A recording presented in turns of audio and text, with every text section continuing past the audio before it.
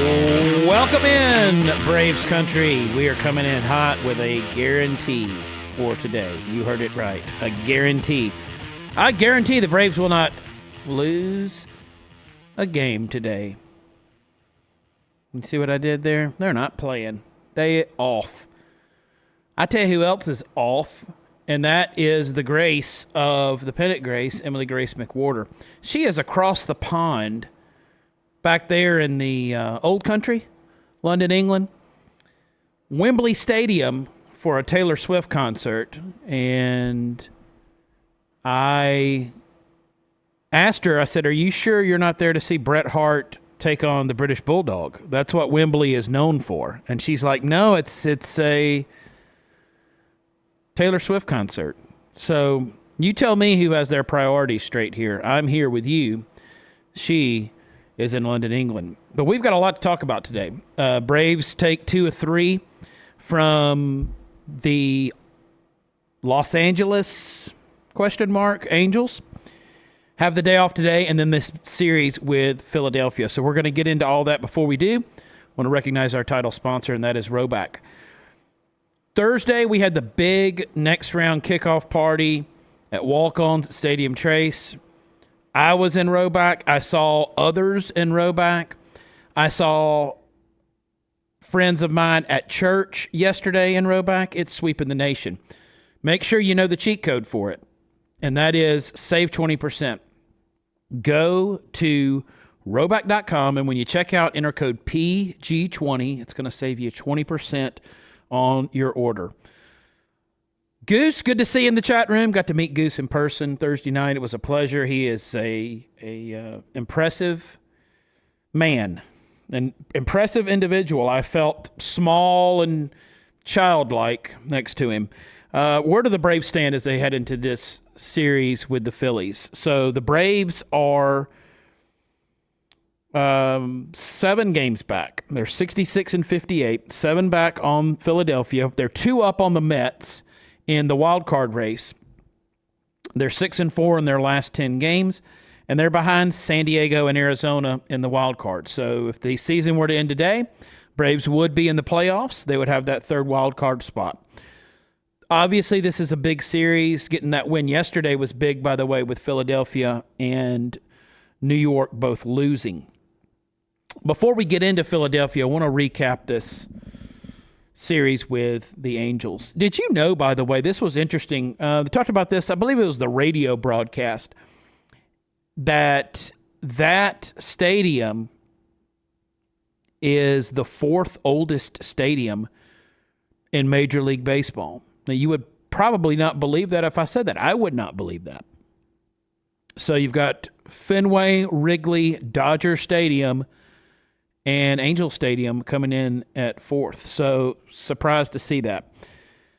Series did not start off well. Braves lost game 1, a score of 2-3.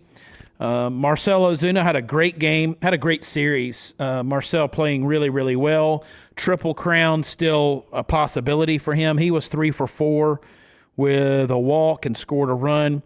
Matt Olson also playing well as of late. He was 1 for 2, but had 2 walks, a hit batsman, and scored a run. Friend of the show, Ben Joyce, was an enemy of the show as he closed the Braves out. He went 1.2 innings pitched with 0 earned runs to seal the victory for the Angels. Say friend of the show, he's a friend of EG's. She's not even here. She's in London for the Bret Hart match. Spencer Schwellenbach was the pitcher for the Braves. He took the loss but pitched pretty well. His ERA also has gone down to 4.04. He's continued to pitch well. He had a couple of walks. He's been so good at keeping walks down. He's been historic, actually, in terms of a young pitcher and what his strikeouts to walks ratio and things of that nature. So did not pitch. Obviously, it's a 2-3 game, so there wasn't a lot of offense anyway. So I didn't think Schwellenbach pitched poorly. The Braves just weren't able to get anything done there at the end. We'll give credit to Ben Joyce on that one. Game 2 is a different story in terms of what the offense was able to do. 11-3, Braves win. Starting with the pitching, that was Chris Sale on the mound for Atlanta. Went 6 innings pitched with 6 hits, but only 2 earned runs and 10 strikeouts. Chris Sale's ERA at 2.62. Speaking of Triple Crown,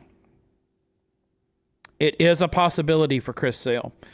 And the turnaround that we've seen from Chris Sale, hate to use hyperbole too much, but really historic would be the right way to put it. It is a historic turnaround for him. He is the Cy Young frontrunner. He is the ace of this staff, and just been an absolute pleasure to watch. I think I speak for most of us here, the confidence that we've gained in him when he's on the mound. Even if he gets himself into a little trouble early, he's shown how well he's able to bounce back from that. Talking to Reed Taylor, the Duke of Denham, on Thursday's show, and I projected Chris Sale to have a good season, but we both agreed he has far exceeded those expectations. So Braves get that win 11-3. Obviously, that's a lot of offense. Back to Marcell. Marcell was 3 for 3 with a home run, a walk, 3 RBIs, and he scored 3 runs. Doesn't get much better than that. Ramon Laureano, who's had a lot of criticism lately, justifiably so, with some pretty bad defensive blunders, is hitting the ball well. So he was 2 for 4 in this game, had a home run. Look at this stat line. 2 for 4 with a home run, a double, a walk, had 2 RBIs, and he scored a run. By the way, in his last 15 games, Ramon Laureano, now we covered this hot and not last week, I believe, or the week before, but he's batting .333 in his last 15 with 4 home runs. So he's definitely bringing it offensively. Also, Whit Merrifield with a homer. That was good to see. So dominating performance from Atlanta Saturday night. That takes us to yesterday. Yesterday is a 3-1 win. So we've got bookended by low-scoring games with that big offensive outburst in the middle. Charlie Morton gets the win. Charlie's trending well.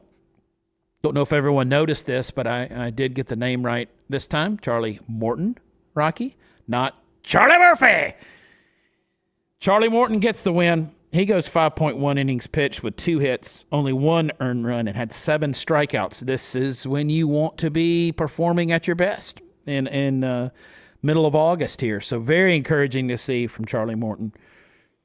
So you think about that staff. So you've got Chris Sale, you've got Max Fried, Charlie Morton, Spencer Schwellenbach. Now, what will that look like in a playoff format? Ronaldo Lopez, we're going to get to him in a second, about to be back. Who do you see starting? What do they do with the other starters that maybe don't factor into starting in a playoff game? Do they utilize them in some other way? We'll see. But the Braves, I think, are going to be able to come into this playoffs with a real position of strength in their starting rotation. We already know the bullpen, despite the A.J. Minter injury, is going to be in good shape. I have a lot of faith in this starting rotation. It was my key takeaway when we talked about this maybe a month ago of why the Braves can still be a competitive team and why the Braves still have a chance to do something in the postseason is because of their pitching. Also in that game, 2 guys we've already talked about.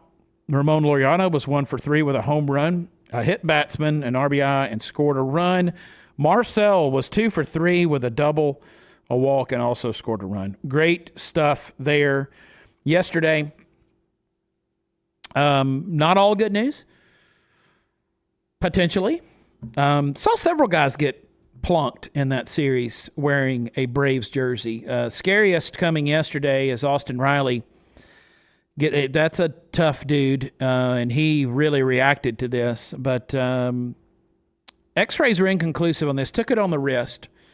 And I've been checking as we go, and Tom in the chat room here, checking, and have not seen anything. He was coming back to Atlanta for an MRI to see. And really hard to relax without finding out what the deal is on Riley. And I'm trying to read between the lines and some of the comments made, Brian Snitker and others, and I can't really pick up on it. If Austin Riley is seriously injured, then we are going to find a time and place to get together as a fan base and weep together. And I don't know if it'll be here because I don't know if I have permission to use this space. I would say I'm the low man on the totem pole. I'm actually not on the totem pole, so that's how low I am. I haven't made even the base of the totem pole. But we'll find a location. We'll find a place. Maybe an empty Shoney's somewhere, something that kind of, I want a location really that would kind of make you feel kind of sad anyway. And we'll all get together and we'll cry. And however you cry, that's what I want you to do. Some are more of the silent, bury their face criers. Some really wail.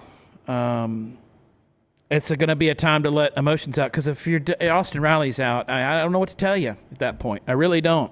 Even the optimist that is me is going to be a little speechless at that. So nothing in on that yet. We'll continue to monitor that and let you know what we find out. So now we go to Philadelphia. Here's where we are going into this series. I reminded you the Braves are at 66 and 58. They're 7 games back. They're in the wild card as the 3rd team right now. I'll give you the dozen best records in Major League Baseball coming from friend of the show and Phillies fanatic, Trav Millsaps. All right. Best record in baseball is Philadelphia at 73 and 51. Behind them, you have 3 teams tied at 73 and 52, so half a game back of Philly. That's the Dodgers, the Orioles, and the Yankees. So 2 AL East teams in there. Then at 72 and 52, you have 2 teams for a tie there, the Guardians and the Brewers, so an AL and an NL. Then you've got at 70 and 54, the Twins. At 70 and 55, the Padres. At 69 and 55, the Kansas City Royals. And then the Arizona Diamondbacks at 69 and 56. So you have the entirety of the National League playoff hunt there, and you see minus Atlanta in that 3rd spot. So again, Phillies, Dodgers, Orioles, Yankees, Guardians, Brewers, Twins, Padres, Royals, and D-backs. That tells you something about Philadelphia, but it's time we really start talking and looking around the league as we're getting closer and closer to playoff time to kind of see what's going on here. And it's shaping up. And this is from Jeff Paisano.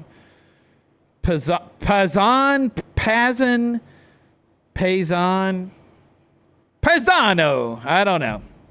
Very respected baseball voice there with ESPN. Says it's shaping up to be the weirdest baseball season in a decade. With 6 weeks left, here are the dozen best records in MLB. That's very interesting to see. And you see, I think it really is. I've said this before. Reiterate that I think it's going to be crazy coming down to the wire here to see what happens. So, game 1, as Philly, I said, 73 and 51, best record in Major League Baseball, 6 and 4 in their last 10. Remember that whole, hey, the Phillies are kind of reeling a little bit, and I think that's the best team in baseball. And I've said it all along. So we've got Wheeler and Nola, games 1 and 2 for Philadelphia. We got a TBD on game 3 for them. Obviously, we as Braves fans know how good these 2 guys are. Wheeler's 12 and 5 with a 2.72. Now, he's listed as taking on TBD in game 1 tomorrow night. We all believe that's going to be Ronaldo Lopez. It has not been made official, so I'm not going to say that yet, but I feel pretty confident it will. That's a welcome return for Atlanta and greatly enhances the confidence I believe the fan base has in that starting rotation. Game 2, Max Fried is going to be on the mound for Atlanta against Aaron Nola. He's 7 and 7 with a 3.62. And Spencer Schwellenbach will take the mound in game 3, 4 and 6, as before mentioned, has a 4.04 ERA. What does success look like in this series? I think we would all agree that a series win we would all be thrilled with. I don't think anyone, you remember EG had a sweep or nothing mentality. She's a pretty tough customer, by the way. Tougher than she looks. I'm a little easier to please. I'm always happy with just the series win. This is not one where you'd love it, and Goose mentions this in the chat. If we can sweep this series or just win it, I will open my heart up to a little hope. I think that was Madonna, open your heart to me. I'll make you see. If Atlanta can win, and I just, not knowing who's going to start game 3, but we see who's starting 1 and 2 for Philadelphia. If Atlanta can win this series, it's massive. Obviously, it puts them in a better position in that division chase, and obviously improves their standing in the wild card. And it would be a major statement. It would do a lot for the fan base to take 2 or 3 from Philadelphia. What does disaster look like? And to me, that's not losing the series. That's being swept. That's and I don't even know if I would use disaster as a very strong word. That's obviously the least optimal thing. But you don't want to get swept, and you don't want to get Milwaukee'd. Coming off that Brewers series, and we saw how dominant Milwaukee was against Atlanta. You don't want anything like that. The close wins, we talked about this. Those are more of the heartbreakers. But I do think that Atlanta comes into this. You've just won. I know it's the Angels, but you've just won your previous series. I think you do feel pretty good. I think the guys are going to be up for it. You're back home after a day off, a much-needed day off. That's going to be nice to have that extra day of rest. And, you're going to see what you are made of as you stack up, how you stack up against the best team in baseball. What comes after this? So you've got 3 at home with Philly and then 3 at home with Washington. You then go on the road for interleague play. 3 games in Minnesota before going to Philadelphia to take on the Phillies for a 4-game series. So you're going to see the Phillies twice in the next 2 weeks, and then another day off on a Monday, September 2nd. Back at home with Colorado returning the favor. I really like playing Colorado at home versus Coors Field, and then Toronto. Got a makeup game with Cincinnati, and then you're going to get into some more of those to finish up September. It's a pivotal stretch anytime you're this time of year. It's a pivotal stretch if you are in the hunt for anything. So I'm looking to see, obviously, the news about Austin Riley. I'm looking to see if Ramon Laureano is starting game 1. And I want to see if some of these guys that we've seen, I said Ramon Laureano, I meant Ronaldo Lopez, excuse me. But that's one of the other keys, I think, to the series. I want to see what a guy like Ramon Laureano, I mentioned Whit Merrifield with a homer. Can some of these other guys contribute? I do think it's going to take all hands on deck to defeat the Phillies. So we'll be interesting to see how Atlanta responds to that. Be interesting to see how Emily Grace McWhorter responds to London. This is not London, Kentucky, for those of you wondering. This is jolly old London, like way over in that other place. Look, kids, Big Ben, Parliament, that London. So she'll be back with us on Thursday. She's going to tell us all about this concert. She's going to tell us about London, fish and chips, and King Charles, and the Beatles, and all those other things that are England. And we're going to talk about this series and look to what's ahead as well. That'll be Thursday at 12:15. Thank you for joining us today. I want to thank Roback for keeping us dressed well. Code PG20 saves you 20% at roback.com. And I want to thank all of you. It was a great night Thursday, and great for us to be able to interact there in person with some of our viewers. Really nice conversations. Got to take a couple of pics. That was fun. Talk a little Braves with you guys. Just a great celebration for all of us at Disrupt Media there Thursday night. Want to, again, thank you all that were there for coming out. So Good point, Tom. Hopefully, EG not like Dunaway and says, Big Ben, big, not so big. We'll see. We'll find that out on Thursday.